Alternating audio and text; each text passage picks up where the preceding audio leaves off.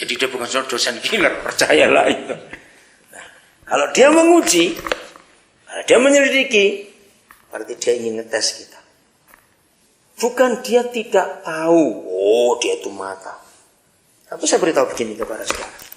Mungkinkah ada seorang mahasiswa setelah semester 6 masuk semester 7 sudah mulai siap skripsi. Memang dikenal di seluruh kampus itu ini mahasiswa encer betul otaknya. Dari semester 1 itu nilainya hebat sekali. Dosen-dosen pun memuji. Mungkinkah suatu hari di semester 7 dia bilang pada dosen-dosen, Prof, kan profesor tahu dari semester 1 saya begini ya. Jadi untuk semester 7 saya nggak usah ujiannya. Diterima nggak? Walaupun mereka semua tahu ini pintar. Diterima nggak? Enggak dong. Profesor berkata, bukan kami nggak percaya kamu. Kami tidak meragukan. Terbukti. Tapi tingkatan demi tingkatan ini, kamu yang penting. Itu untuk dirimu sendiri, bukan untuk kami. Nilai bukan untuk kami. Untuk dirimu. Betul-betul kamu sudah menguasai enggak? Tahu enggak? Nah, itu Bapak kita. Maka itu sebetulnya masalah itu bukan masalah, saudara. Itu ujian. Amin. Asal kita enggak, bukan karena dosa kita. Misal kita mencuri urusan polisi, itu masalah lain lagi. Ya kita harus bertobat kalau begitu. Tapi semua hal yang bukan karena salah kita, bersyukurlah. Karena dia sedang buat kita naik tingkat, terus begitu. Terus. Dan percayalah masing-masing kita akan sampai pada satu ujian akhir. Beberapa saudara kita di perjanjian lama, saya menemukan. Musa contohnya. Ujian akhirnya adalah di Keluaran 32. Ketika dia ditawari. Musa, aku marah kepada bangsamu itu. Izinkan aku untuk membinasakan mereka semua. Kalau sudah mereka habis semuanya, aku akan buat bangsa baru untuk kamu. Woi, itu tawaran luar biasa loh. Tiap kali saya membaca ayat itu, saya bersyukur untung Musa bukan orang Indonesia. Nah, apa hubungannya? Kalau Musa orang Indonesia, rusak rencana Tuhan. Kenapa? Orang Indonesia ajaji mumpung. Mumpung ini, mumpung.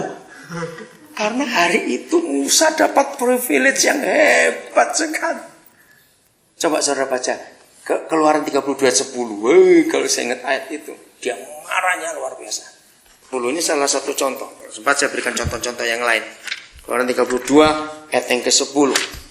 Jadi ini cara kita hidup dengan Bapa di surga, saudara. Firman itu hidup, bisa kita percaya. Jadi Tuhan itu murka, murkanya nggak main-main. Silakan dibaca salah seorang saudara ayat 10.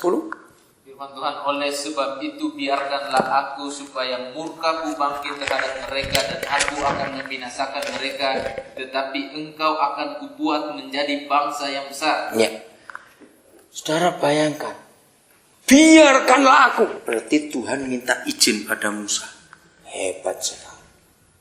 Karena memang Musa penjaga Israel. Tuhan menghormati dia sebagai gembala. Biarkan aku Musa, murkaku bangkit. Dengan pertanyaan saya, kalau Musa berkata begini, jadilah kehendakmu Tuhan.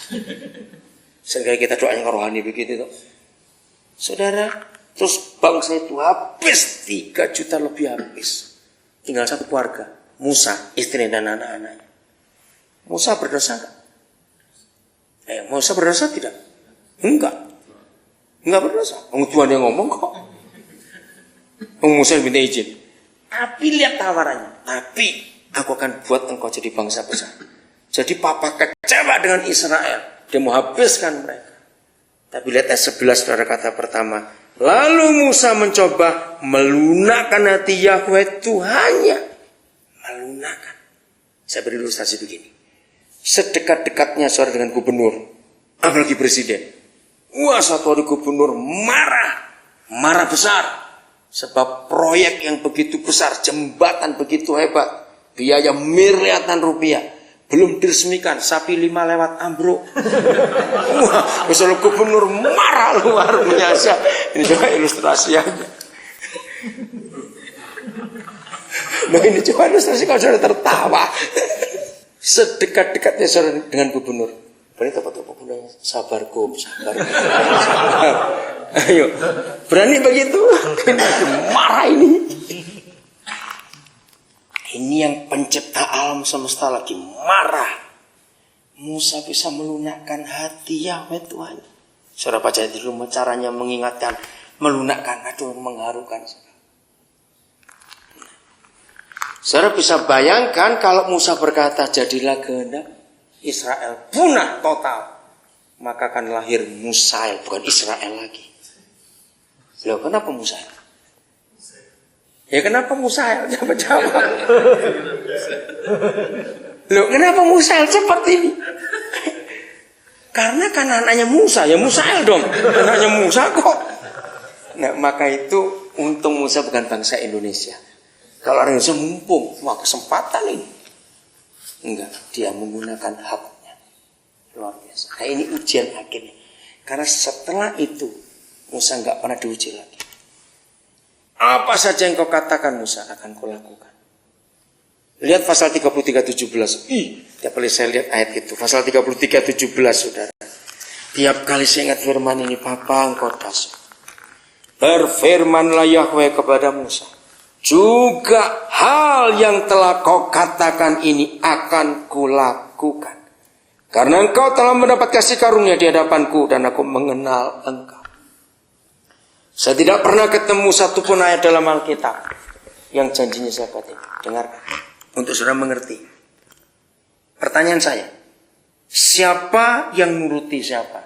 Antara Yahweh dengan Musa. Juga hal yang telah kau katakan ini akan kulakukan. Siapa nuruti siapa? Nah.